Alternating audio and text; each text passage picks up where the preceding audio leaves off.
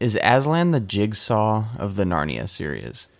Would you like to play a game? Is Aslan the Jigsaw of the Serios? Everyone taking I've never tried those, but Every I single time imagine they've they're come, pretty good. Cereos? I don't know. I see them more as a miter saw. Miter saw? compound miter saw. Yeah. Yeah, I think honestly though, it's like every single one of these is just one of a different game that for some reason they didn't end up dying horrifically. It's like, dang it. I feel like he was very involved in the first movie, and in this one he was just like, let's see what I can throw at him. Let's see if they make it through. How do you feel about sea serpents with spider legs? Welcome to Franchise Killer, a podcast where we pick movie franchises or wannabe franchises, review them film by film, and see where things went wrong. Or right. To my right is... David. To my left. Noah. To my further left. Irina. And right across from me is... AJ. This week we are covering the final film in the Narnia franchise, The Chronicles of Narnia, Voyage of the Dawn Treader. Otherwise known as a waste of money. Also known as... Whoa, don't show your hand too early. In podcast. Yeah, put those hands in your Podcast pocket. over. This film was directed by Michael Apted, who's also known for directing a bunch of movies I've never heard of. But here's a few I have. The World Is Not Enough, one of the James Bond movies, and Bram Stoker's Dracula, the one from 1992. He's also directed a couple of popular television shows such as Ray Donovan and Masters of Sex. Oh, The movie stars Ben Barnes, Georgie Henley, Skandar Keynes, Will Poulter, and Liam Neeson. So a lot of returning players. And the screenplay is, again, by Christopher Marcus, Stephen McFeely, and new guy Michael Petroni.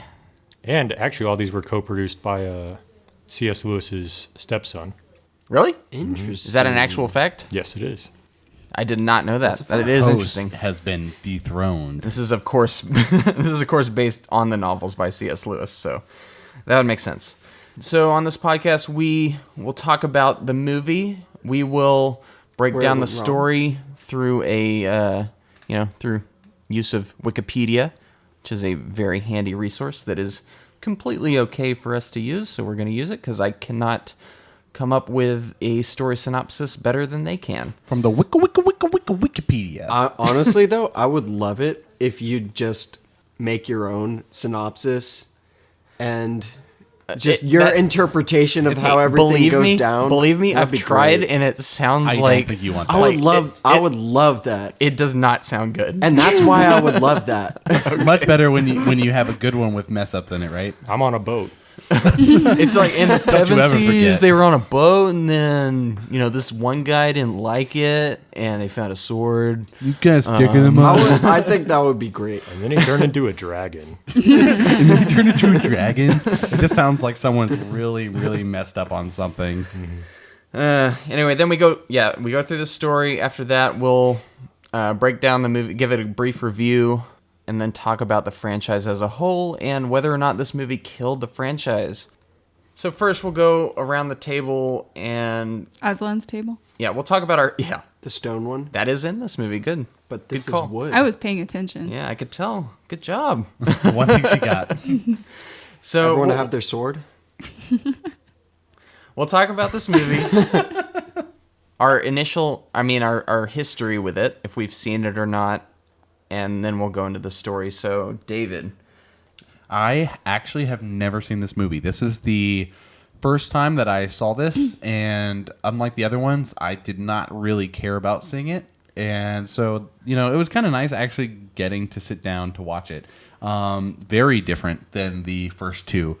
The second one was a little different, but it still felt like it was the same sort of director and producer. This one, completely different. I definitely got more vibes of like... Just how different was it, David? Different. I only want to know if you had any history with this movie. No history with this movie. No history. No history. So you went in fresh. Yeah, 100%. Cool. Noah. 100%.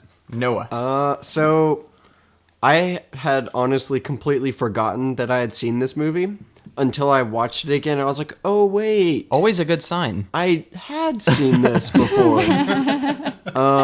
But I don't remember when. So It's a good sign.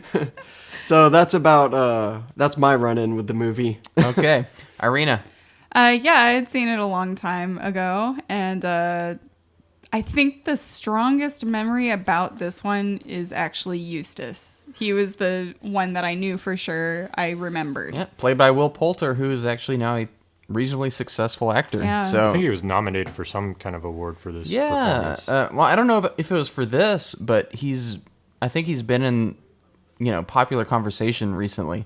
I know he just dropped out of being in the new Lord of the Rings TV show. Whoa, He was going to be really? one of the leads in that, and he just recently pulled Well, He out of was it. he was in Bandersnatch, that Black Mirror Okay, so maybe that's what kind of like set him up for it. kind of Yeah. interactive movie. Or He definitely would whatever be it an was. elf. Yeah. I don't know about that. I don't. An elf? So yeah, maybe this is one reason he, has gained some sort of, popularity.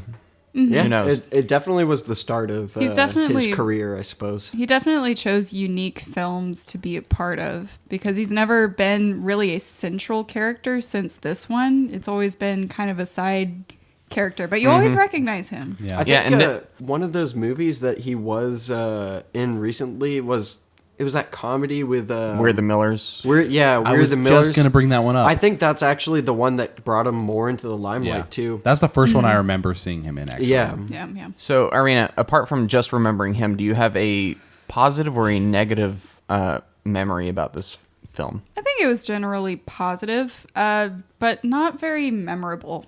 It kind of similar to Prince Caspian, Yeah, so it But- didn't yeah. offend you in any way. It It left was a minor impression, but there isn't anything larger than that. cool. All right, AJ.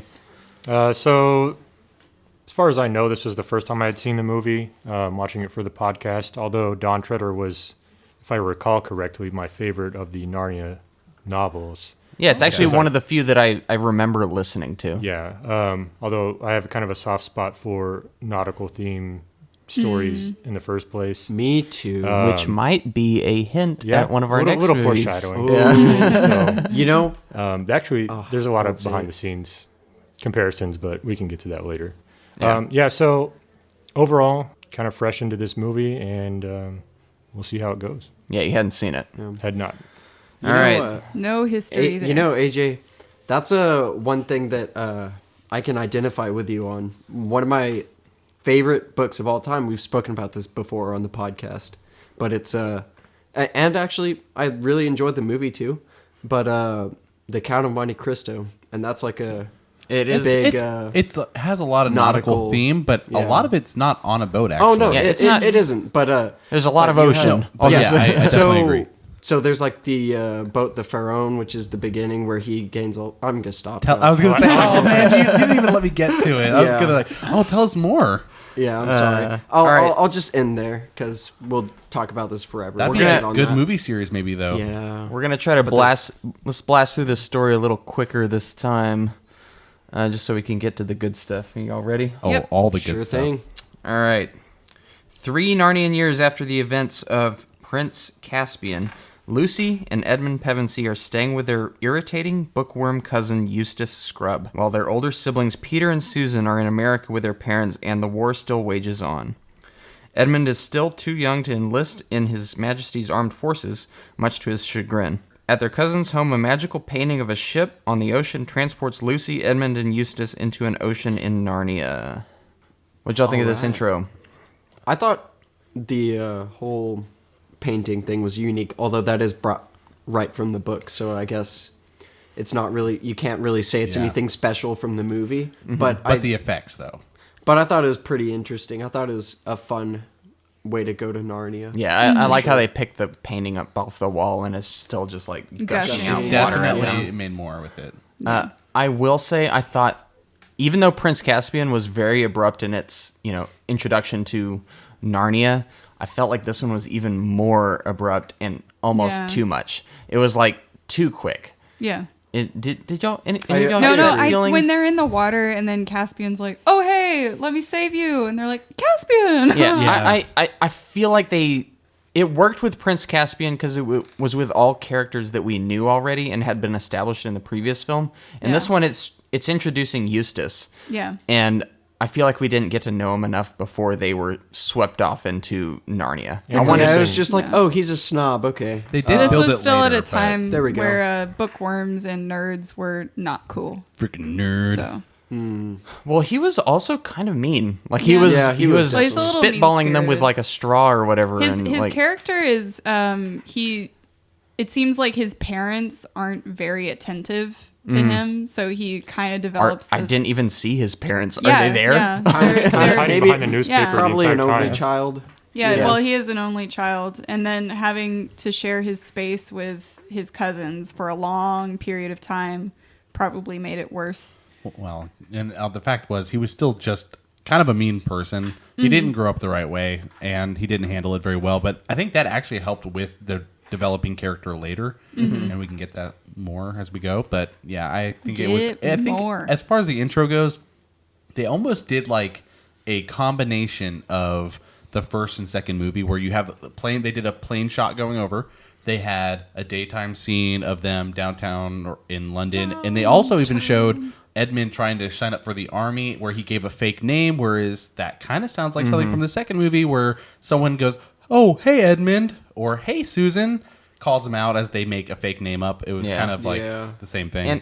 And I'm not trying to compare the movie to the book and say that I know they're not supposed to be the same thing, but I feel like in the book there was more time in London where the Pevensies were annoyed by Eustace. Yeah. Just like you got to yeah. know just how annoying Eustace was Yeah. throughout their time in London, and then they all get swept off into Narnia. Oh yeah, he was far more annoying in the book. Yeah, obviously. he's like kind of annoying at the beginning, but not to the point where it's like you're really right. Yeah.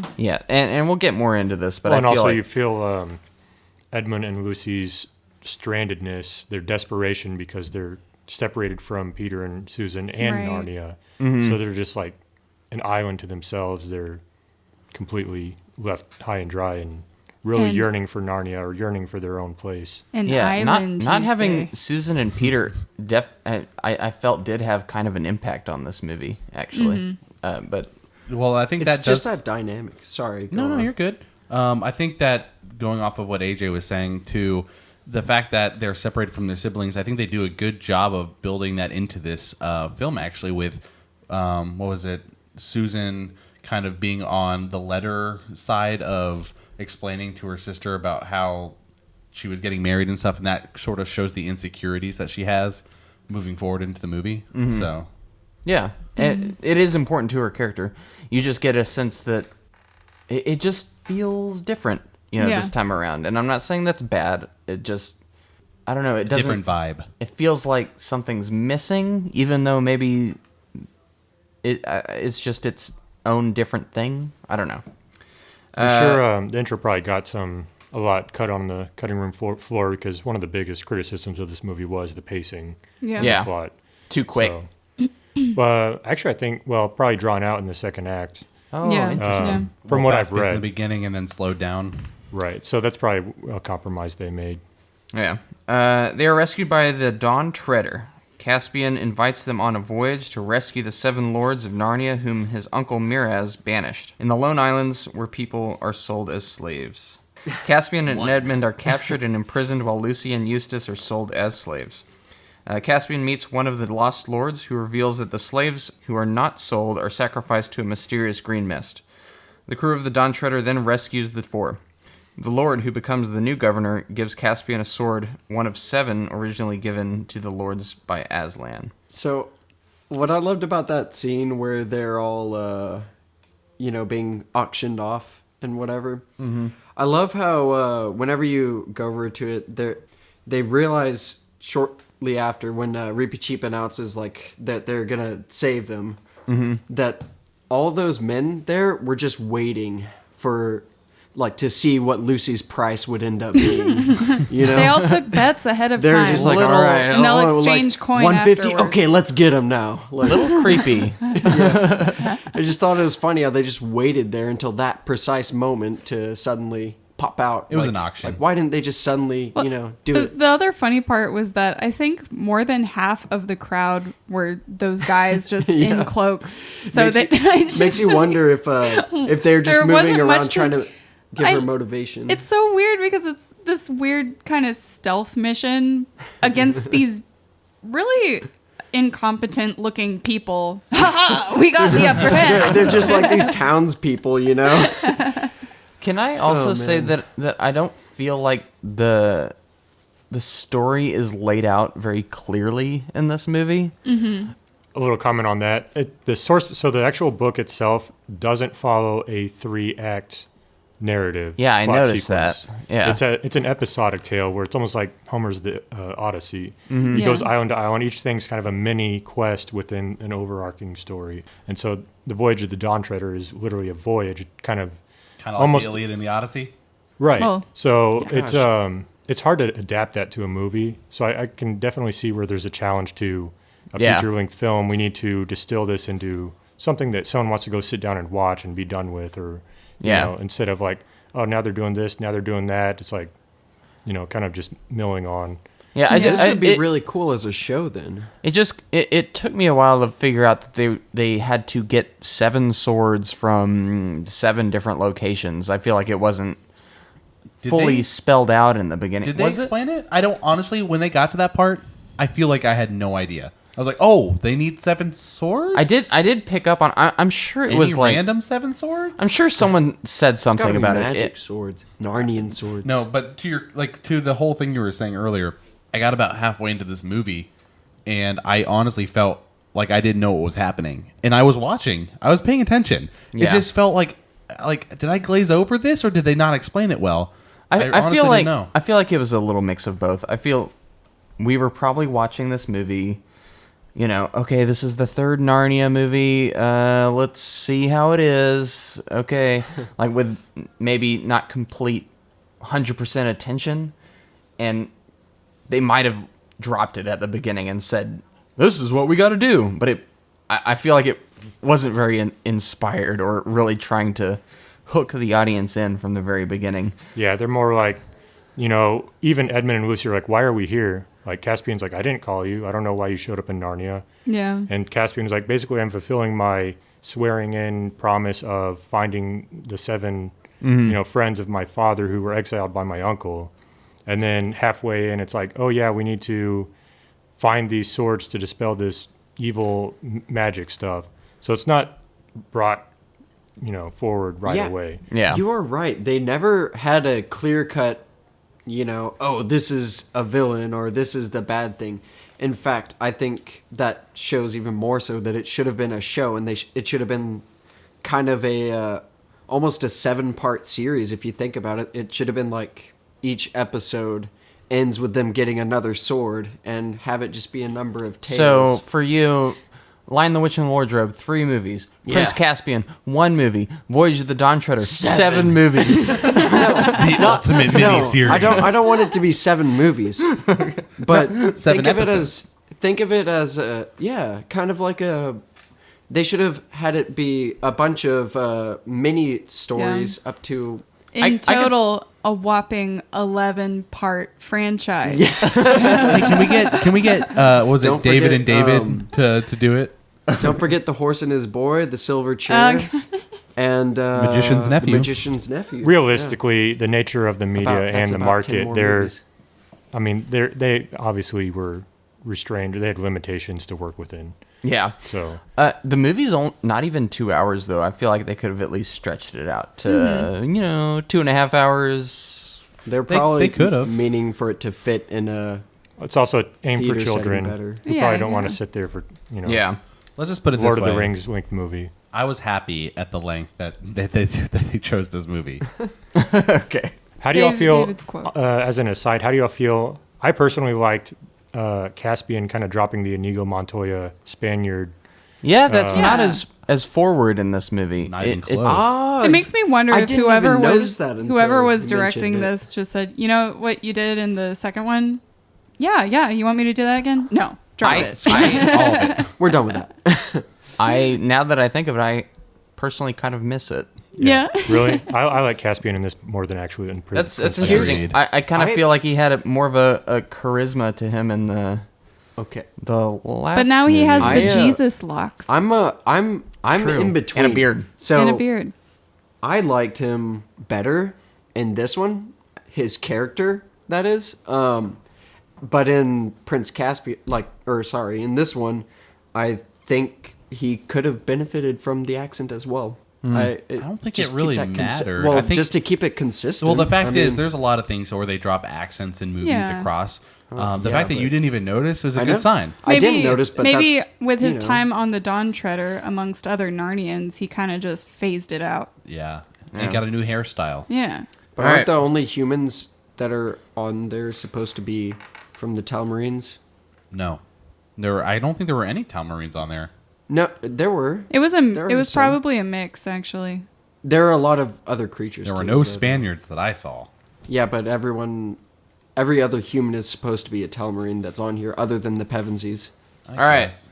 At another island, Lucy is abducted by invisible dufflepuds, don't ask me, who force her to enter the manor of the magician Corlican to find a visibility spell. I think it's Koryakin. No. It's an eye. Corlican. No, it's an eye. Corlican. I think it's Corlican. It's an eye. No, the eyes look like L's on my Yeah. computer. It's an eye. Because Okay, I I'm remember looking- because I'm we looking at watched Reese's- this in subtitles. I know, but I was looking at spelled it Reese's out, computer yeah. and it Yeah, definitely it's, looked like an L. I was like, that's definitely I think Corlican. it's Corrigan.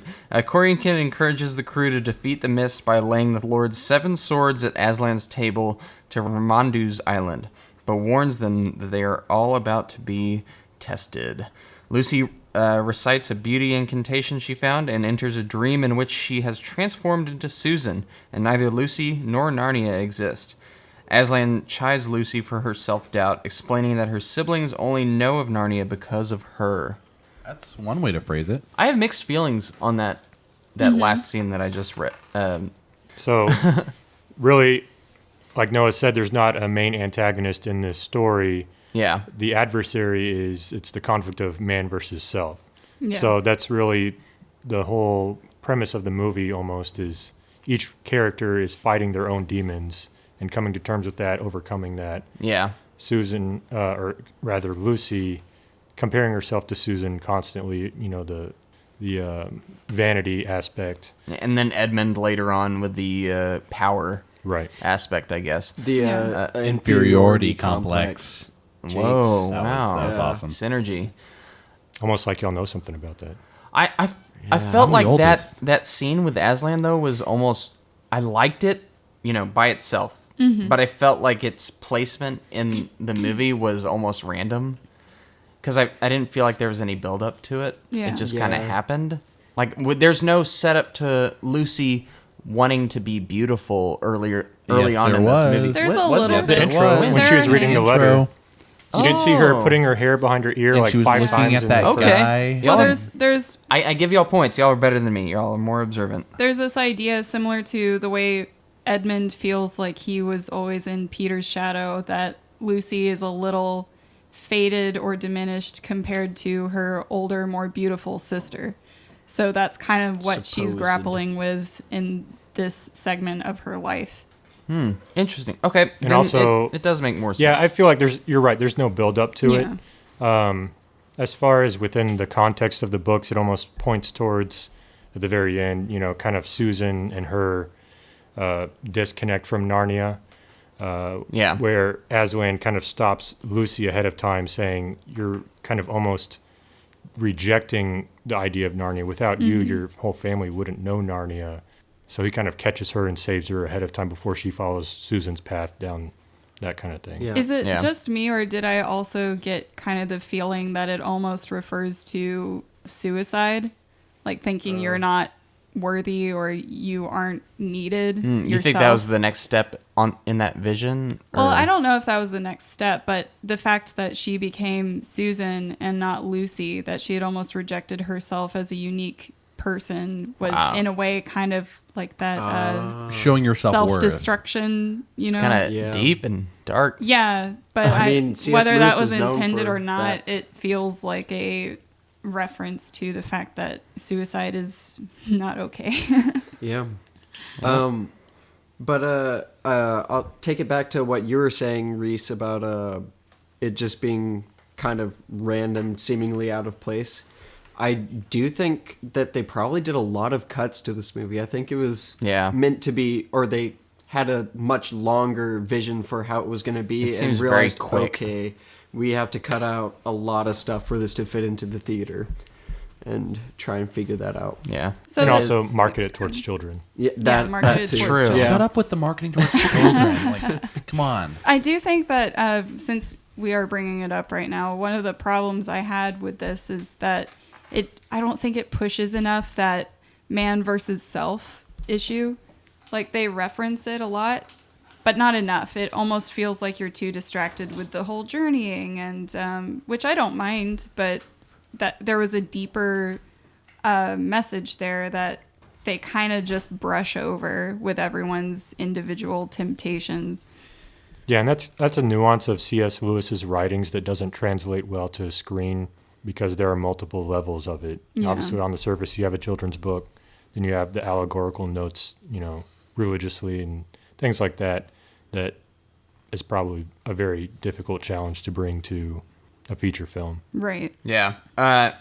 What'd y'all think of the one-footed little duffel puds or whatever they were? Don't like it. I'm sorry, C.S. Lewis. I didn't like them. I didn't like them either. I thought it was too like Alice in Wonderland almost. I definitely got some Alice in Wonderland vibes. Yeah, Should yeah. have just kept Yeah. them invisible. That said, it would have been a favor for them. Like I think the that's what he guy was said. trying to do. Yeah, but he claimed a different reason, but he should have just gone with him and looked at them like, yeah, Look at you. that's why I made feel them like that's invisible. You something see that- those feet? I feel like that's just something you think of like at the first stage of trying to think of something imaginative. It's like, what if like dwarfs but 1 foot instead of 2? But they stand on each other. I don't know. I feel like you could take that's like level 1 imagination. Mm-hmm. Those creatures. No offense. Level 1 imagination. Hey, Reese, you got to have the level 1s to make the level 100s look better. It's okay. I didn't really like them, but I do really like the reveal of that. What is it?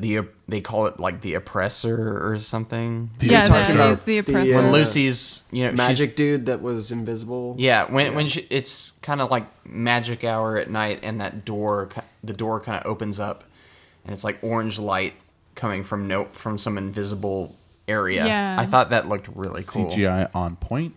Yeah, it was. It looked really good. I think got- actually overall the cinematography and most of the CGI, we'll get into some more questionable stuff later, I think is an upgrade from the previous films. I think I noticed I really enjoyed the sets on this one too, like the Dawn Treader, and then that entire.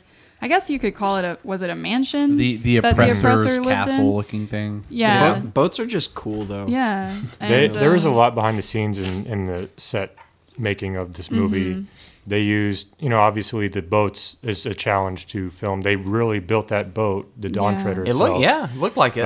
It's styled after kind of a Norse style boat, That's square cool. rigged though with Yeah. single mast, so it's still kind of fantasy like. right. Children can relate to it. It's not, Yeah, I could definitely tell from some shots there. It's I don't know. There was I liked the attention to some of the practical sets in this movie for sure. absolutely. I think they even had Lucy and Edmund get scuba certified so they could stay underwater for some of the sets. Really? Yeah, there's a lot behind the scenes. They used the same water tank thing they used for the Titanic and Master and Commander for some shots, and there's a lot of cool behind the scenes for this movie that really doesn't show, unfortunately, in some of this. But I think that's also, remember that this is a 3D movie.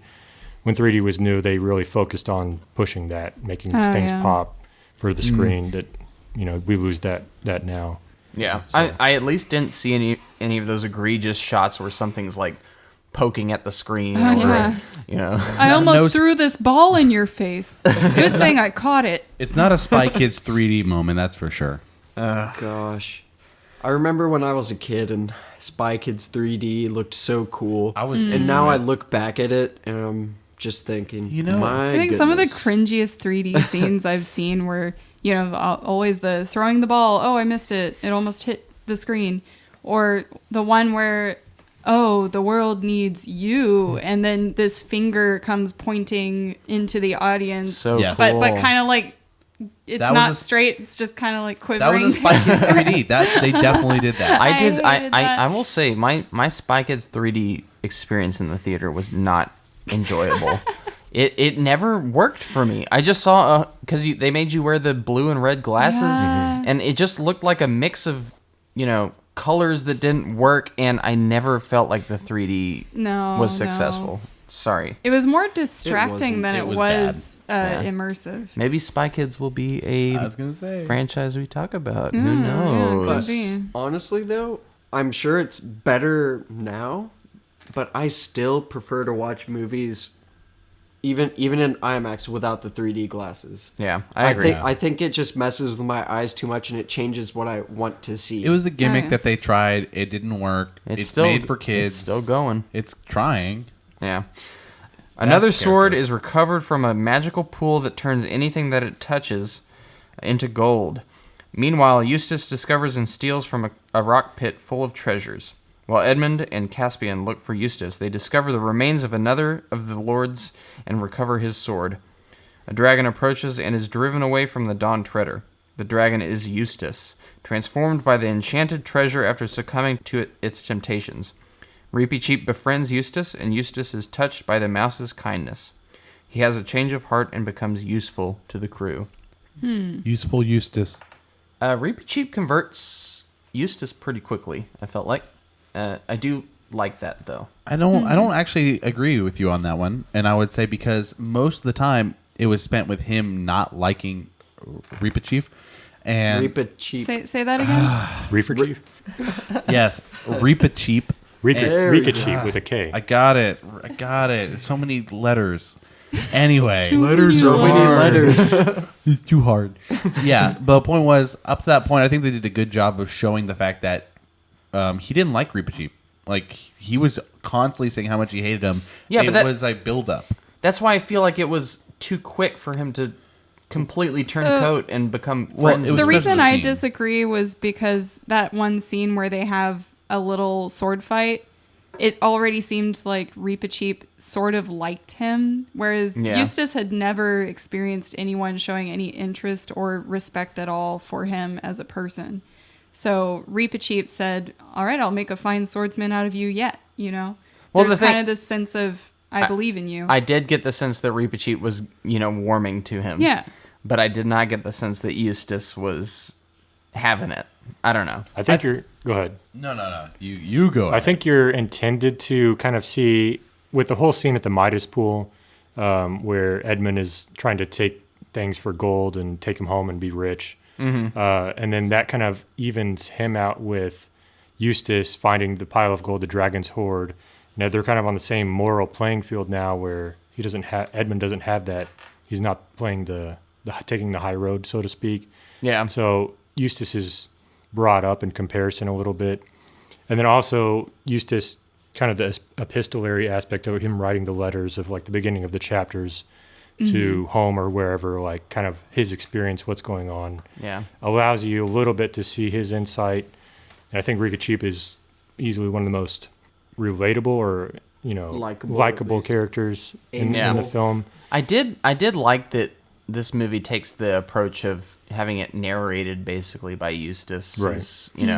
It's a new sort of like audience surrogate to the series because the Pevensies have become so, used to the world of Narnia. You need like a new perspective on Narnia from a different view.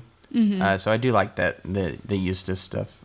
And I guess you're right. It kind of does like give insight into his character. Yeah. I just wish they had carried it more throughout the film because they kind of drop it halfway and he stops narrating after that Yeah, point. you're right. Yeah. And Lewis did that to transition you to like the Silver Chair, where Eustace is the new main character instead of the Pevensies. Yeah. It's too bad they didn't carry on after this movie. But yeah, there were definitely inconsistencies, like you said. Like there were a couple of times where Eustace is narrating his letter, and then all of a sudden, he stopped doing that. Yeah. Well, dragons can't write I anymore. would have liked a letter where he starts to talk about maybe Reepicheep or something, and how, I hate my experience, but, I kind of like this or whatever. But A slight transition. it is to credit to Poulter's performance. I think he was one of the better performances of this movie. Yeah. As Eustace, because he's an odious character in the beginning. They don't really flesh him out super well, but you don't like him obviously, and then he's even got that face where it's like punchable faces. He pulls a Joffrey, Yes, right? yes. Like he definitely pulls a Joffrey Well, maybe because not the acting's quite good. that bad, but- Yeah, it's not that as bad. extreme. I mean, but as far as like he has that face, he has the attitude. His acting is so good to the point where you do he hate looks like him. a You brat don't for like him. sure. Yeah. I know I'm backtracking, but did y'all like the that gold pool that just I kind of thought that turns was everything? cool. I thought Yeah. that was kind of creepy. And Yeah, then- definitely. Interesting way. I liked that whole. Well, they kind of continue to do this in each movie a little bit, but it was again that kind of thing with like Lord of the Rings with the ring tempting them. Yes. Again, they did this with the gold and Edmund and then Prince Caspian and all that. Definitely a lot of similarities that could be drawn. And Don Treader is known to be one of the most Tolkien-esque of the books, of the Narnia books. Oh yeah. There are a lot of the more noticeable inspirations from Lord of the Rings, even in the original book. Interesting. I wonder if they were hanging out more at this time. Even this is a little bit going ahead, but Ramandu, I'm probably butchering their names. Ramandu the Star's daughter that descends. Oh yeah. C.S. Lewis's stepson named her for this movie Ilandari. I don't know. It's a very Tolkien-esque Something. name. Iluvatar. But he, wasn't it like I think Lillian? yeah, it's I and something? L's and yeah, I's and L's. IR. So Oh, it's a and- very. I think he even said that it was inspired by Tolkien-esque like syntax or diction. So, Yeah. so those Tumblr fan fiction shippers will love to put Tolkien and Lewis together, won't they? Oh, yeah. They'll They've- use this movie like, hey, You man, know they must probably been already hanging out. have, right? For sure. You'll For see sure. some art soon, or maybe it probably already exists because Tumblr. But Well, another connection is Tolkien actually suggested his illustrator for his books to illustrate the Narnia books. Oh, cool. oh, that's And really interesting. so a lot of the art inspired by the movies is all kind of drawn from that. So there's definitely connections because they were friends in real life too. So Interesting. it's kind of hard to avoid that overlap. The crew arrive at Aslan's table to find 3 lost lords sleeping. As they place the swords on the table, they realize one is still missing. A star descends from the sky and transforms into Lilendil. There it is. There you go. Lilendil. A beautiful woman who guides them to the Dark Island, lair of the mist, where they discover the last surviving lord. Edmund's fear manifests itself as a monstrous sea serpent that attacks the ship. Eustace fights the serpent, but the panicked lord wounds him with the last sword, causing him to fly away. He encounters Aslan, who transforms him back into a boy and sends him to Ramandu's island with the last sword. As the crew continues to fight the serpent, the mist tries to distract Edmund by appearing as Jadis, the White Witch. Eustace reaches the table, but the mist tries to stop him from putting the sword on the table with the others. Ultimately, he overcomes the mist and succeeds, allowing the swords to unleash their magic and bestow Edmund's own sword with the power to slay the sea serpent. The death of the witch awakens the 3 sleeping lords, destroys the mist and dark islands, and liberates the sacrificed slaves. A lot happened there. Oh yeah. Whoa. Oh yeah. So yeah, what'd y'all think? Well, Where to even start? So y'all even said Lilendil was kind of reminiscent of Galadriel. Galadriel. So Yeah. there's another Tolkien kind of nod. yeah. I thought it was quite convenient that there were 3 swords at Aslan's table. Shortened the adventure, that's for sure.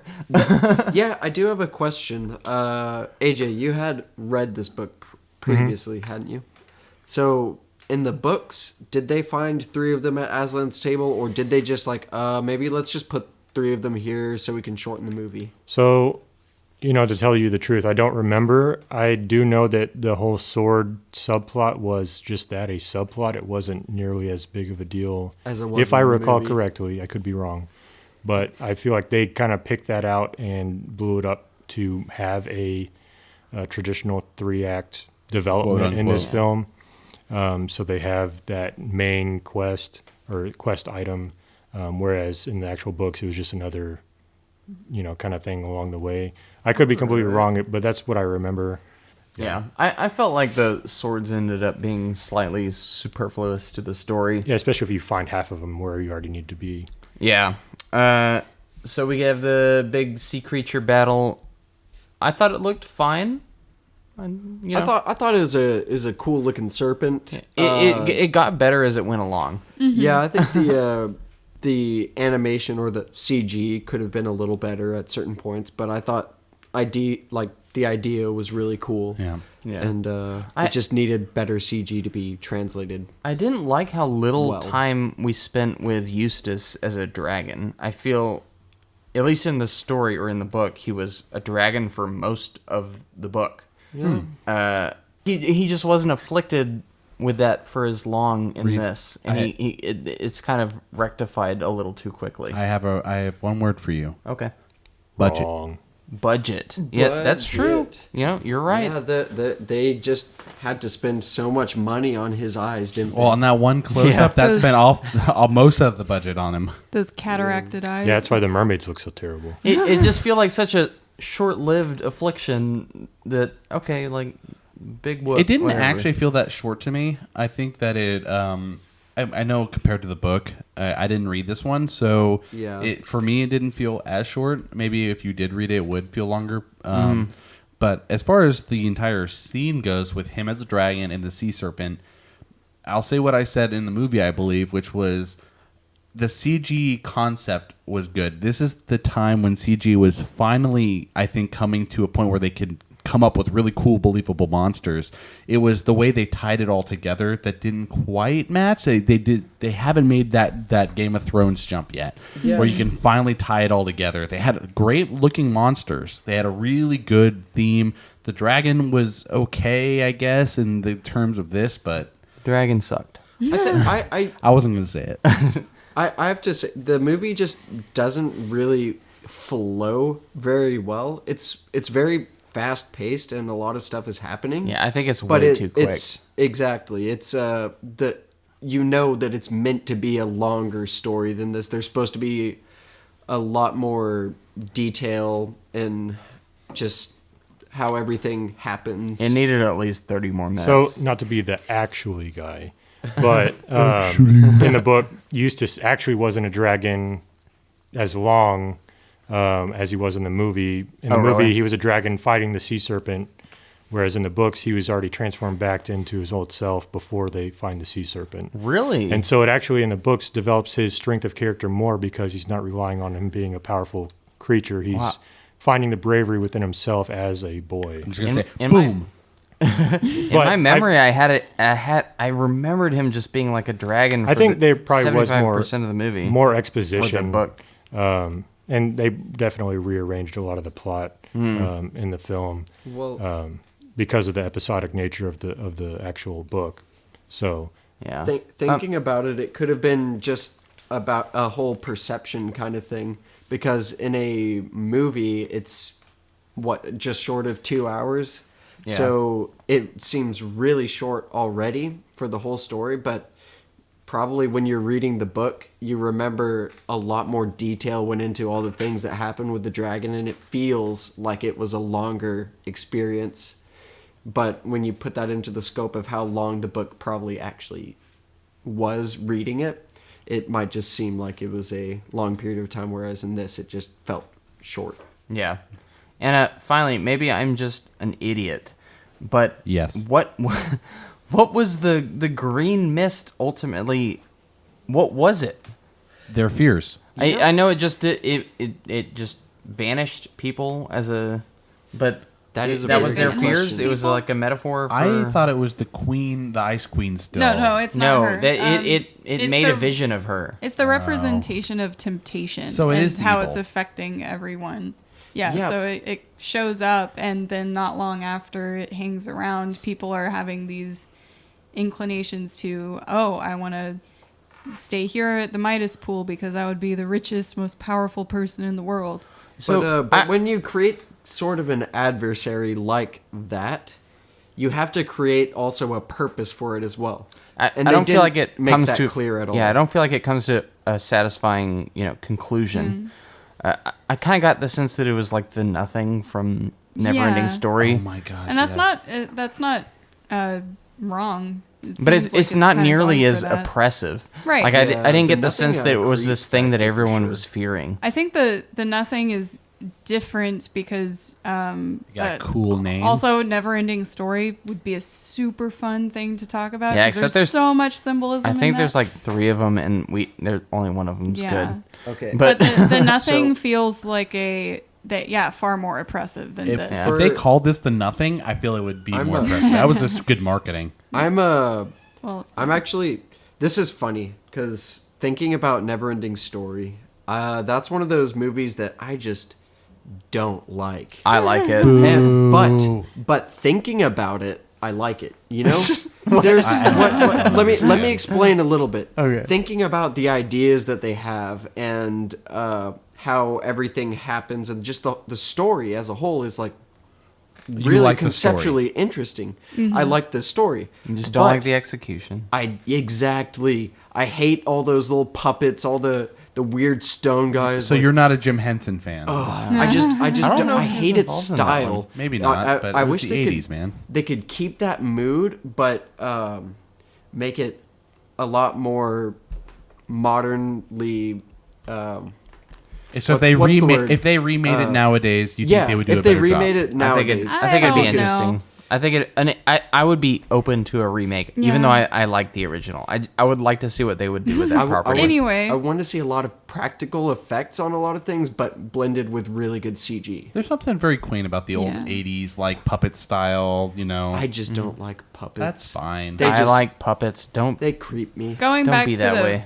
to the part you were talking about, though, that green mist, I think it's just kind of the impression I got from the film, if you weren't paying attention that closely, was that this island seems corrupted, and that's just the what's happening because of the corruption, and it's spreading out to people, creating temptation as you get closer.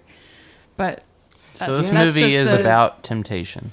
That would have been so cool conceptually if they had executed Explained it correctly in this. If they had just had it been this resting thing that just kept spreading and soon it was gonna like consume Narnia unless Yes. they did something Well, that's the about nothing concept, right? Because they Exactly. did the execution well in what they did in some ways, in others not so much. Now, AJ, I did have a question for you. When it comes to the nothingness of whatever this green smoke is, yeah, I wouldn't describe it as nothing. I don't know what you would call it. The temptation, is that how it was in the book? I don't, Sort of. I think this is an invention of the film, or it's a very. They maybe It's more Creative took physical liberty. and they maybe took something small and blew it up to Creative make liberty. a yeah. It could be that to heighten that idea of wanting to show man versus self. Right. They just created a physical Exactly. manifestation. They have to embody it somehow. Yeah. so they wanted to make this story a little more important than it was to the whole thing, rather than it just being kind of an adventure. Well, more like Right. using it as a vehicle for people to understand that is the concept being handled right here. Like they needed a enemy. Yeah. So Yeah, I think you're spot on with yeah. that. Yeah. All right. Eustace rejoins Lucy, Edmund, Caspian, and Reepicheep, and they sail to a mysterious shore before a massive wave appears, I guess. A wall of water. Yeah. Aslan appears and tells them that his country lies beyond, although if they go there, they may never return. Caspian refuses, knowing that he has more duties to do as a king, but Reepicheep is determined to enter, and Aslan blesses him before he paddles beyond the wave. Aslan opens a portal to send Lucy, Edmund, and Eustace home, but informs Lucy and Edmund they have grown up and can never return to Narnia. Aslan encourages them to know him in their world by another name, and tells a reformed Eustace that he may return. The three enter the portal and are returned to the bedroom. Eustace hears his mother announcing a visitor, Jill Pole. What an ending. Name to that. drop. But also, then we get the Aslan coming in. It's like, you did well in my game. You did well in my game. Good job. You survived. The stakes were high in this You one. have passed my trials. And now you have to go home. Come to my world now. Everything the light This was the touches. most the most emotional moment in this movie was Reapy Cheap going off into wherever. Yeah. I feel like that To the was good place. dead. Oh, but Wait, Irina, what was it that you Moving said that on. reminded you of? Wait, which part? What exactly? Going to Aslan's country? Oh, the Grey Haven. Oh, yeah. Grey Another, Havens? yeah, another it was one. very Lord Grey of the Havens. Rings kind of thing. It's like a physical manifestation or a worldly manifestation of heaven. Yeah, this was the only moment in the movie that got to me emotionally, where I wouldn't say I was completely moved, but More it moved was- than you were when Dobby died. Oh yeah, Freaking Dobby. Okay, so everyone gets upset about that. I feel like- but I wasn't. I sad was at all. laughing. I was I done laughed. with him. We all laughed. Get out of It's here. fine. Yeah. No, personally, you're right. This was an emotionally moving part for me. Probably one of the more moving parts of the three movies, in Yeah. my personal opinion. It was effective. It came out of nowhere too, because I felt like tonally this movie wasn't on that level until Yeah. the end, where the Aslan moment came Yeah. up, and it was like, oh wow, we're back. Oh, okay, this Well, movie it- has actual Oh. stakes. It was where- partially kind of like when Gandalf turns to Frodo and asks if he's ready to go, and all the other hobbits turn and say, "Wait, no, you're not going, are you?" No. You know, the abruptness of it. Yeah, where and Reepicheep is it was at leaving. this moment that I realized I actually cared about Reepicheep, Yeah. which I didn't think I did, but I guess I do. No, because he was the most endearing character in this entire story. He had the most consistent character, Props to Simon uplifting. Pegg. Lots Yes. of personality for a computerly. Wow. For There a you go. computerly mouse. It was also sad to think that once you pass a certain age or you reach a certain maturity, that you are no longer worthy to visit Narnia. No, that's or be I don't a know if it's part of- worthiness. I don't think that's true. Maybe I not think worthy. it's more of you maybe, fulfilled your, you fulfill your learned duty, I what guess. you need. Yeah. No, it's you learned what you needed to learn from it. Okay. Regardless, it's still sad. Yes. Imagine someone that's just a complete delinquent there until he's like 70. I don't think Aslan accepts those I do people. things wrong on purpose so I can never leave. No, you'd be there till at least like 35. Probably. Aslan's like, why do you keep stumbling? Noah would be cackling away. Why do you take doing it on 30-minute purpose. showers? I'd have my own island somewhere. Stop drinking The- from the Midas pool. Why aren't you with a turning to moat. gold? I wouldn't dang it? let anyone in. It's sterile and I like the taste. Oh man. So, personally, from the books, this actually, the description of the wall of water, the waterfall at the end of the world, the lilies, the sweet water, is actually one of the most descriptive moments of literature for, as a young person, that sticks out in my mind. Yeah. One of the most visual memories I have reading a book as a kid. So it was a little disappointing to see this kind of reverse the Ten Commandments, Moses water, whatever, parting the Red Sea kind of thing. The lilies look cool, but I wish they kind of heightened that a little bit, especially if they made Aslan definitely looked better. He looked the best he's looked in all three movies. Yeah, Yeah. from a visual standpoint, looks it You it could was, say he ages well. Now, here's the question. So you said Aslan looks the best in this one. Is it just because he looks best CG, or is he more accurate to the books? Which one are you saying? I would just say CG. I mean, I don't know that the books described every hair of his mane, Oh, but yeah. I think It they, just they made it looks a lot let's better. stop holding the books against right. Yeah, I know. Andrew. I don't think he's the book expert. Well, yeah, I'm just saying, visually, he definitely, I think they made a concerted effort to tweak his appearance. Yeah. They made him a little bit more resemblant of a realistic lion. They added more shadow to his mane, things like that. Yeah, he's Well, much more well realized than he was in at least Prince Caspian. I feel like in Yeah. Lion, the Witch, and the Wardrobe, they made sure he looked great, and in Prince Caspian they got a little lazy, and then in this one they brought it back where it was he looks better than he has before. Also, even though he has less screen time than he did in the first film. Also, to clarify why I asked him is because in the previous podcasts he had stated that he wished Aslan's appearance was a little more resplendent, Right. like more radiant. Yeah. So I did appreciate So that's that. why You're I was, right. That's why I was trying to throw it back to that because Okay, yeah, what he thought He had about that it. vision darker of it mane. prior to this one, in which I was asking whether this was closer to that or And as far as Reepicheep just better being unexpectedly, taken through to Aslan's country, I think in the books there's actually they explicitly said there's a prophecy. Some of you will go to the end of the world, and one of you won't return. So there's a little bit more impending dread their whole time, traveling there that we didn't Yeah. really get with this. Oh, okay. Interesting. So it's not. So- So they kind of fact, flip I don't it know if they a little mentioned bit, it at right? all. Right. They Yeah. didn't at all. The only thing that was close was Reepicheep's song that he learned from, what was it, a water nymph or something? Right. Yeah, but that was the only reference whatsoever. So in the book, did you say that it was almost more of an impending doom, but really it kind of flips it on its head, and it's actually a positive thing? I guess. I mean, I think they're probably maybe setting you up to expect Caspian to not come back, and then it's Reepicheep, but yeah. I may be inventing that. I don't know. It's been a while.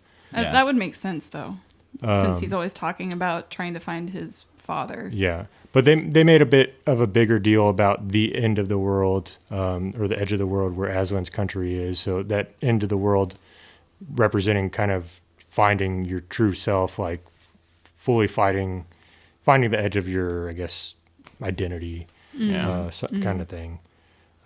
Whereas this, that was the whole goal of the book, and this is like, oh well, we're here. We're here on this spit of land.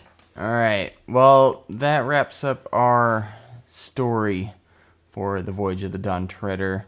We're going to take a quick break, and we'll meet you all on the other side for the brief reviews and the talk of the franchise as a whole and whether or not it succeeded or not.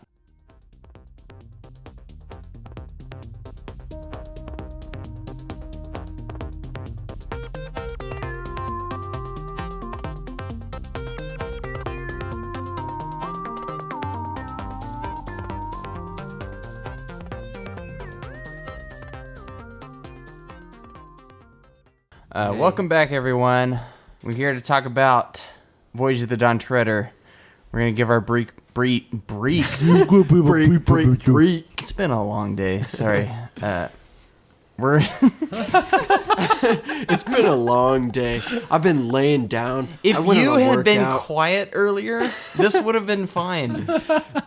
I was just talking to you. No, You were it's yours. talking. Yeah, No, when I it's a was little talking. stumbling block for Reese. I Yep. just He Reese. likes. Okay, we're gonna go into this. We're doing this. All right, welcome back. It just cannot sound natural anymore. It's One fine. more time. We're gonna go. I'm over forward. We're gonna go forward with it. We're gonna talk about Voyage of the Dawn Treader, give our brief reviews, and then talk about this franchise. Are y'all ready? Yes. to rumble. All right, cool. So we're gonna start over here with David. Give me your brief review. This is your fresh first viewing of this movie. I want to David's gotta know go what you first thought of every it. time. I don't know how many times we've done this podcast, but every time you announce me first, I'm like, wait, what? Me? Now? You're so I just- surprised. just we so always surprised. go to you first. I know. I because just you always you, forget. you You have give us a- the most honest, fresh review, and we love it. So, All right. Now and tell not- us, David, is it going to be better or worse than Tomb of the Dragon Emperor? Yeah, oh, you're the one who's going to bring it up this time. Now, do you remember what you rated that? yeah, I gave it like a 3. 3 times 2 point something. 3 times A 2 5 out of plus 7. 1? Anyway, Perfect 5 out of 7. as I was getting to this movie, not very memorable. It had a lot of miscellaneous parts put together with it. I did not feel like I understood what was happening with the movie up until like halfway through. At that point, I kind of got more latched on, but then it kind of slowed down, which was good. What is this review? It was bad. It was bad. It was different. You thought this was a bad movie? I thought this was not very good. I would give this a 5. Dang, that's not Interesting. bad. That's like it was For a okay. David, this is For bad. a David. Yeah, So- that's 2 points lower Then Tomb of the Dragon Emperor. Mind you. Yes. So wait, why? Because you couldn't grasp onto what the plot was until halfway through I had the no movie, is idea that why? what was going on for most of this movie, and then when I finally Let latched me onto tell it, you why that is. Because when it was playing, you were setting up equipment. Okay, okay. No one needed to know that. Someone had to set this up. Okay. He was for what it's worth. I would not ask his opinion if he hadn't watched the movie. He was watching for the most part, Yeah. but I would not say it was an ideal viewing scenario for you. He knows it takes place in It wasn't. Narnia. Yeah, it wasn't the perfect moment. But as far as the movie goes, and I did sit down relatively soon after setting up, and I did my best to sit down and watch this. Yeah. It was definitely harder than most. No, and I believe that. Yeah. I think that it was more difficult. I think the fact that the director changed, I instantly knew it was not the same director. It was very different. Yeah, and you made that comment. You were like, "This feels Very different. Yes. It does, yeah. I didn't quite like it. It gave me an Alice in Wonderland type thing where they overdid some of the CGI. It felt very unreal. Whereas at least the other two, even though they had their problems, felt consistent with the world that they built. This one was just completely different outside. Not to reveal my hand, it did feel like a side quest compared to the previous two. I'll save that for later. Yeah. So Noah. Yeah. Oh, sorry. No, No. I give me gave your my score. It was Yeah, a 5. And I just didn't feel invested in it. There are moments that I did like when Reaper Chief died. Like I really did like You it. liked that he died? I was caught up in the moment when he made it to Aslan's country. Whatever that Oh may be. yeah, He may I have sent died. Reaper really just Chief drowned. to He went into the water. We never saw him again. What do you think happened? It's basically the Narnia equivalent of your dog being sent to that happy dog farm as it gets He made it to older. Rainbow Road. Oh, Or Reaper the Chief, goldfish. he went to Aslan's land. Or It's because he maybe drank too much that, of that sweet water instead of salt water. Dang it! A little I was too just sweet. about to say that. I was literally saying it, and then you said it. I was, dang it! A little too slow. I know. All right, Noah. So this movie, it's a little bit lackluster, seeing as I completely forgot that I had viewed it until I started watching it, and then realized, oh, I have seen this. I do know what happens next. So as far as that goes, it's a very forgettable movie, which everyone has said before, and I'm not sure if that has to do with just the fact that at this point in my life I cared less about Narnia, or if it was just the fact that they just didn't do a great job of making it memorable or momentous in some way. That said, I do like a lot of the ideas they had for just certain creatures other than the one-legged whatever they were. Duffel pods. Duffel pods. Yeah, Not that, but yeah. that was a little weird. I agree. It was a little more Alice in Wonderland when it should have been yet again another this is Narnia, and they should have kept their mood from the previous two. And I guess that does have to do with it being a new director and all. But as far as characters go, I liked Eustace. I liked Caspian better than I liked him before. You liked Eustace? Yeah, I liked his character. In the end. He was Okay. well developed. He was annoying at the beginning, but there's like certain characters that are annoying in this way that it's just like, oh my gosh, I just want to strangle them. I don't care. And he was like, oh man, he's just supposed to be an obnoxious kid, and it's like, okay, because he redeems himself later. But I liked all the characters. I was kind of disappointed in Edmund this time. And Lucy was okay still as well, but perhaps that's because they don't have Peter and Susan as a sort of a juxtaposition to their characters. Mm-hmm. Overall, though, I enjoyed the movie. It's less good than the previous two, so I'd probably have to give it a 6. Okay. Fair enough. Irina. All right, so for this movie, I think its major redeeming factor for me is set design. I think that was my biggest takeaway from it. I loved all the detail put into that. The other is, I think what keeps it up there as a positive film for me is it kind of relies on the familiarity of the characters because you know who they are. You've kind of been through the first two movies with at least Lucy and Edmund, and then one of them with Caspian and Reepicheep. And you already kind of developed a relationship with those. And seeing them in another film is just a continuation of that relationship, which is what led me to enjoy it more.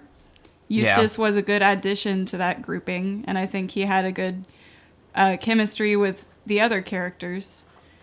Other than that, the pacing really bothered me, and I feel like there were a lot of missed opportunities as far as the overall message. There wasn't a whole lot of threat involved. The temptations that they did go through were very minor ones that could have been linked to more severe temptations, but they never actually expressed that. The first of this series and the second had at least more threatening villains than this. Yeah. Where you would think that man versus self would be kind of the more dire of those enemies. But that kind of leaves me putting it lower than the first two. And I'm going to put it at like a low 7. What? So a 7? Yeah, it's still good. Like I find it enjoyable as far as a kids movie goes, and they at least had most of it together. Yeah. I think there was just a lot of missed opportunity there. Yeah. Cool. AJ. Well, here I thought I was going to be the outlier. This movie, and I'm going to get grilled for this, a lot of this movie I actually enjoy more than the other two. Wow. And I think that's just me being a sucker for nautical tales. Yeah. But I really did feel a little bit more emotional connect. I liked the characters. I liked Caspian in this more than Prince Caspian. I liked Edmund and Lucy in this more than the first two. I liked Reepicheep. I liked, Eustace's character arc. I just had a little bit more narrative transportation, so to speak, where I kind of placed myself in the place of, in their shoes, I guess, and felt a little bit more invested. I do like the look of it, the feel of it overall. Again, I have that bias. And it's on a ship, and you've got dragons and different islands and stuff. So kind of with the caveat that I didn't see this in a single sitting. So I saw it broken up in a couple different sittings. So the biggest criticism of this movie is definitely its disjointedness, regarding pacing and overall plot, with the consideration that they were taking an episodic story and kind of cramming into a 3-act structure, which was hard. That said, with kind of going based on a emotional gut feeling from the inner kid, I'd give it a 7. 7. All right. Hey. Yeah. So 2 Our 7s. ratings aligned. So, Reese, what are you leaning towards now? I'm starting to feel like this is actually like a low-key decent trilogy overall, even though I don't feel like they're completely connected. For me, I'm going to fall in between the middle of the more positives and the more negatives. I felt like this movie moved way too quickly and sped from one scene to another too rapidly, as I said. I don't feel like we get enough time between the big moments to, establish, stakes. I don't ever feel like there's any danger in this movie. It's cool to look at. There's a lot of interesting stuff happening on the screen. I just don't feel the same way I did about in the previous two films. This movie just feels different, and it feels like something is missing. Like they missed, and I can't quite pinpoint it. Maybe it's not having Peter and Susan. David. or a main antagonist. Yeah. Main antagonist on this adventure. It just feels like I don't want to say superfluous, but it feels like it's tacked on. It's like a side quest versus the other two, which felt like mainline stories. But still, I feel like there's a lot going on in this movie that is interesting, and I enjoyed my time with it more than I remembered enjoying it. I actually forgot to go in or at least explain my history with this franchise, which is I had seen like half of this movie before, and I didn't remember much of it. But yeah, going in, I remember thinking, it was mediocre. Yeah. But I actually enjoyed my time with this movie well enough, and while I don't think it's on the level of the first two films, I still had a decent time with it. Mm-hmm. So I would give it a 6 out of 10. All right. And that's my score. So yeah, are y'all ready to talk about this franchise? Since this is the last film in the Chronicles of Narnia franchise. Sure thing. Cool. Any guesses as to how this movie did at the box office? I'm guessing worse. Can we have a budget?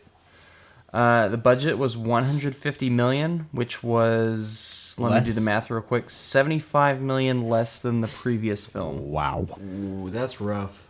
Well, consider budget, the not- change from Disney to Fox. Disney backed out halfway over budgetary Yeah. concerns. Yeah, it went over so to Disney Fox. saw the light. Because I in think this they one, started right? Nope. filming this during Caspian, or there was some overlap there, and then they're like, "Oh wait, Caspian Yeah, didn't it do came very out well." 2 years after the first film, which is actually a pretty quick turnaround. I would say that as far as the budget goes, it's higher than I would have expected based on the first one. I think this was right in the turn of the boom on CGI, so they got their bang for their buck, I guess. I think it was better. Well, I think CGI was definitely advancing at this point, but they still took a pretty massive cut making this movie because They did. Yeah, Prince Caspian was $225 million. This one was $150. But they definitely made it work. I feel like for the most part. Maybe that's part of why this movie was shorter. I don't know. Yeah. So Alright, I have a guess. What? I bet it made $175 million. Just worldwide or domestic? Yeah, no, domestic or worldwide. I'm gonna say worldwide. 175 worldwide Bad. off of a 150 Okay, fine. million budget. No, you stayed. Yeah, you stayed okay. true with that. I'll stick with it. I'll stick with it. 175. I don't think it did well. David, worldwide, don't look at my computer. I have not looked, and I will not look now. I mean, Narnia wasn't really that big here. I don't think it was really big anywhere. All right. So if we look at it from based on the budget, we had 150. 150. Yep. 150. More than likely, just to be even tolerable, it'd have to hit at least the 175 to 200 mark. I'm guessing that's what you were originally thinking. Domestic, yes. Yes, domestic. And so to be worldwide, I'm gonna guess somewhere around 400,000. 400,000. 100 million. 400 million. No. Okay. I've ruined myself. Anyone else care to guess, or are y'all just like, eh? I'm not good at guessing. I just these feel like it things. didn't make 400 million because, or my reasoning for it being low is because if they had at least a modicum of success, I feel like they might have still done one more. Mm-hmm. But I think this got no success. So you think it completely dropped off from Prince Caspian? Yeah. Prince Caspian was somewhere around 420 or something like that worldwide. Yeah, but it also had a larger budget and there's more, even more hype behind it than this one. I Yeah. feel like. So, surprise, this movie actually did Screw you guys. almost as well as Prince Caspian Dang it. on Well, a I was lesser way off. budget. This movie did $416 million. Boom. And Prince Caspian was at, I want to say, $419 Worldwide million. or Worldwide. What time of the year So I was was- it released? During the winter season. Okay. better So- better Okay. choice? That said, this Yeah. one had a much worse opening weekend domestically. I feel like it was around 24 million or something like that. So it was carried over by the winter season. Yeah, so its domestic performance wasn't as strong, but its worldwide performance was comparable to Prince Caspian. So I was pretty dang close. So an argument whatever. could be made for this movie financially being more successful than Prince Caspian. Unless they Because spent it's- a lot marketing. Its budget was much less, and I do not think its marketing cost was much more than Prince Caspian. Yeah. In fact, I don't think even it was remember probably anything about less. its marketing. So yeah, I feel like Well, this was competing against Tron, right? Really? Uh, Tron. Tron 2010. Yeah. I feel like it was just they sensed a disinterest in the franchise, at least in the US. This was the lowest domestic performance for the franchise at 104 million in the US, and the US numbers are kind of the most important. Yeah. And the critics, the reviews for this movie were the lowest in the franchise thus far. This is the only one to get in the Rotten Tomatoes meter. Wait, really? Yeah, it scored a 50% with critics and 58% with audiences. Wow. An IMDb score of 6.3 and a Metacritic score of 53. So very, Yikes. you know, That's a David point right there. Yeah. yeah, everyone was on the fence about this movie, and it was the first Narnia movie to really actually people didn't exactly respond to it that And well. I'm really curious the role of the 3D version. You know, seeing it in a box office in 3D, how does that impact your critical response? Yeah. Yeah, Not good. That's a I good don't know. question. Not in honestly. 2010. I don't know how successful its 3D, 3D was. I would say that in Ooh, terms... that's actually a good factor. In a to world where, think about. they're not pushing 3D films and this same film comes out in a non-3D format, I wonder if it gets harsher or more lenient.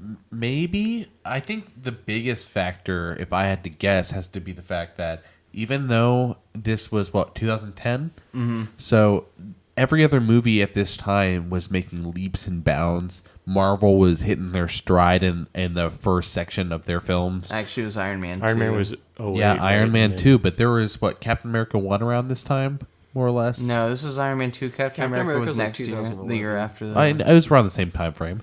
It was just Iron Man 2, sorry. You know what? I'm not going to fight you on this at all.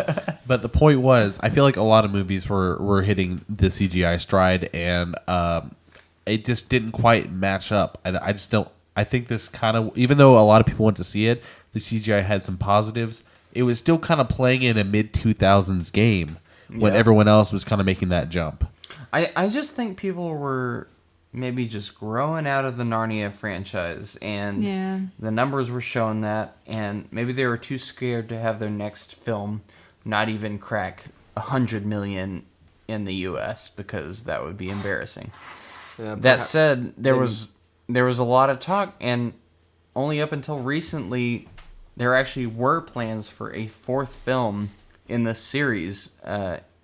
Not even 2 or 3 years ago, they were in active development on The Silver Chair, the fourth film in this franchise, which wouldn't really feature any of the same characters, but would still be technically a part of this Well, series. Silverchair has Eustace, and in the very end of this movie, the mom is like, "Hey, your friend Jill Pole is here," and she joins Eustace in the Silverchair. Oh, so yeah, maybe so they that would've- actually did set that up for the next one. Yeah, so they might have carried on Eustace. Yeah, and also Lily Andale, the daughter of Ramonda, this fallen star, marries Caspian in the books to, father his lineage in the story. So they definitely kind of set the groundwork for future movies or stories. But Yeah. But then Netflix swooped in, and they now have the rights to Narnia and are apparently producing their own series based off the Narnia That books. could be pretty good. I hope so. I'm actually a little excited about that. We'll Okay, see. so here I'm mixed on this because Netflix has a reputation for either making something good or making something bad. Yes, but it was something like Isn't this. that the same with anything? No, but like it's No, they I see never what he's do an saying. in between. Yeah. It's like either really bad But or the- it's like Or really that's good. good. I will Got Well, say how about what- how about The Witcher then?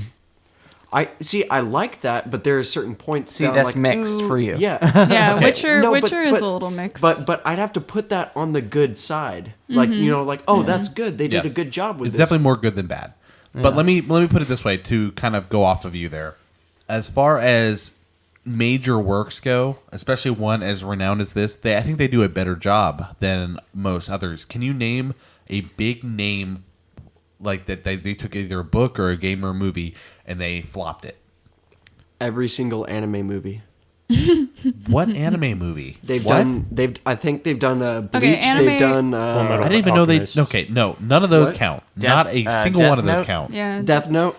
Death Note may count a little bit. No, Well, they absolutely count have because those they- are huge, great series. Have they produced in something that their was realm. originally like a children's demographic or children's target The audience? only thing I can think of is a series of unfortunate events. Yeah, and and- that didn't.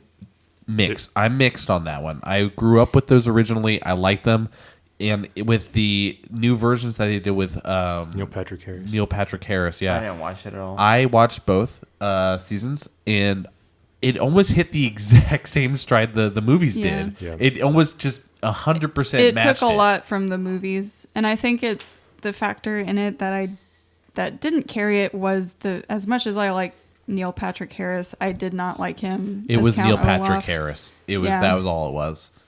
That was the problem. But the whole thing being that was probably the biggest flop I can think of, and even that wasn't that big of a flop. I think Yeah. if they took over this, not that bad. I bet if they got a lot of people involved in it, especially where they've come, that was a little bit earlier now, especially with more strides that Netflix has made. I think they can really make a good series with You this. know, I don't know why they're even returning to this because you can't do better than the BBC miniseries. You get out of here right now. Get out of here. I actually think this is our first franchise where the final film didn't actually kill the franchise outright.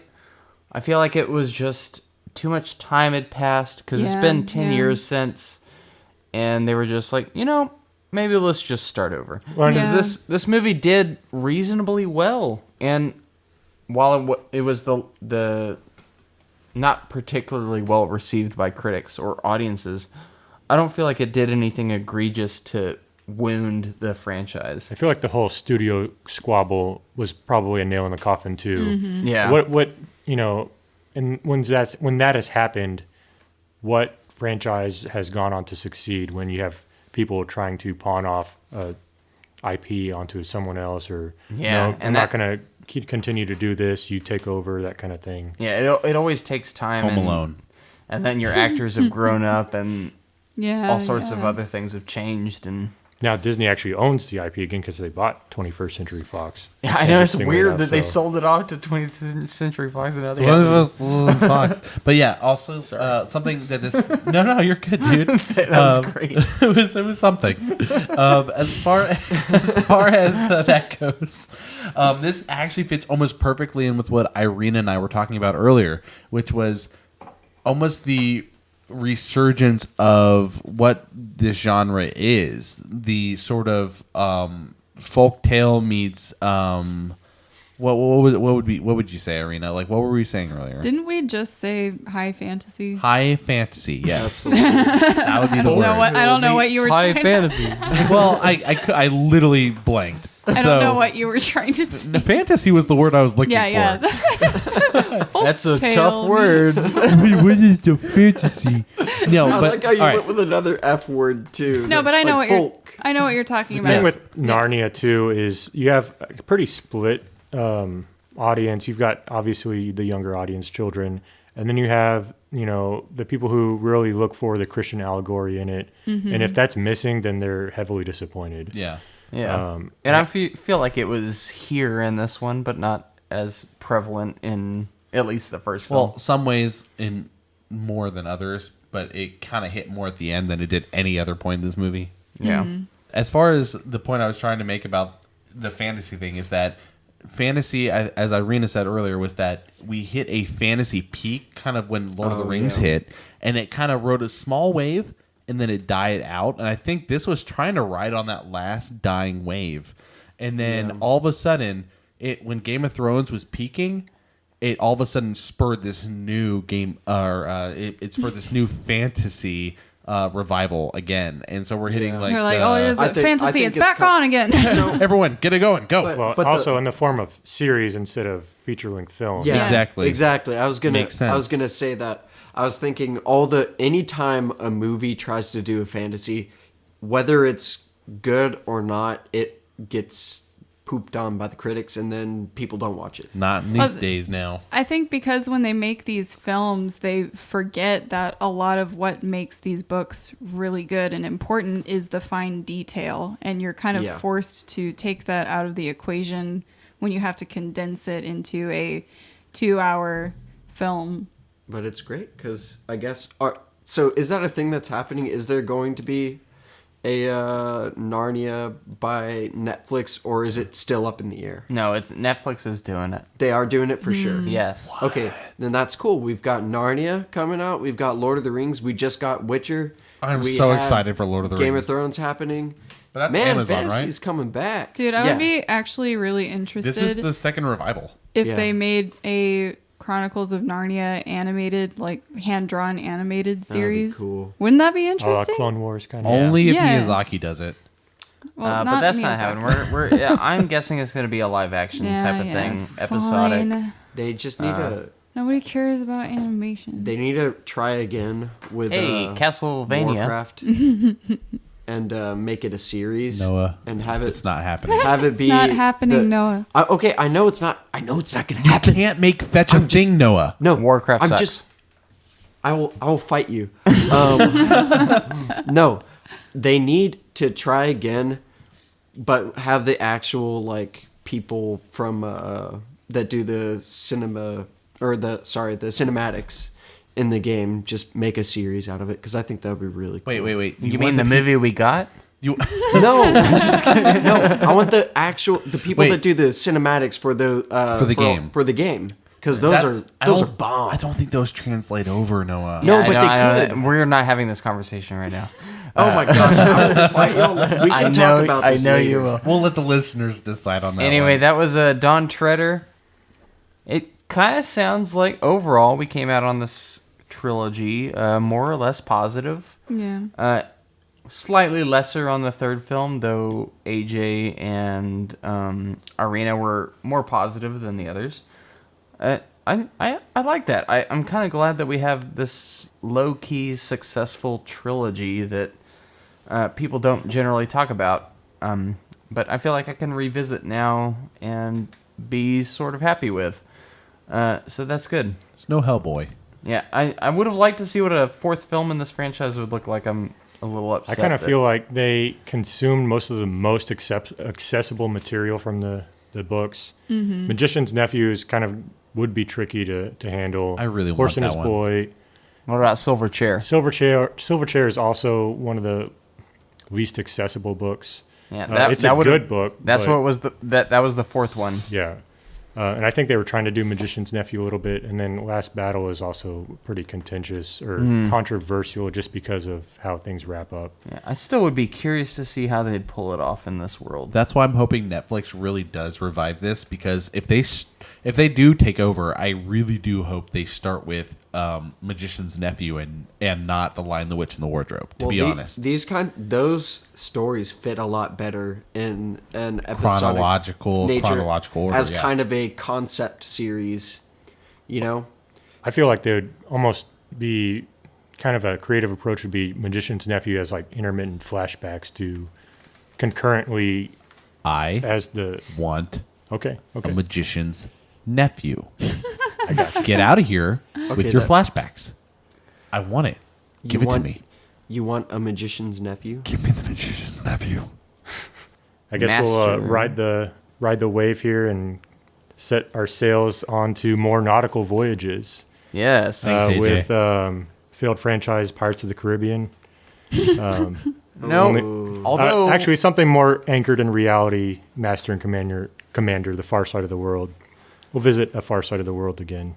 That was yes. fun. So our I'm next excited movie about will not this. be Pirates of the Caribbean. It will be Master and Commander. Here there be monsters. Far Side of the World. We need to like cook for this one. Just food fitting for the movie, and just eat as we watch it. Sure. Make it What, nautical? So a lot of wise? tasteless food. So a lot of I was like going to say, yeah. like, what? I don't know what you're going Okay. at here. oysters. No, you could do like it could be like a seafood thing. No, That rules absolutely David not. out. Maybe I not for can't you. do it. Okay, we can maybe change that a little bit. Thank you. Okay. Don't be so Goodbye. critical, you Goodbye. guys. Goodbye. Bye.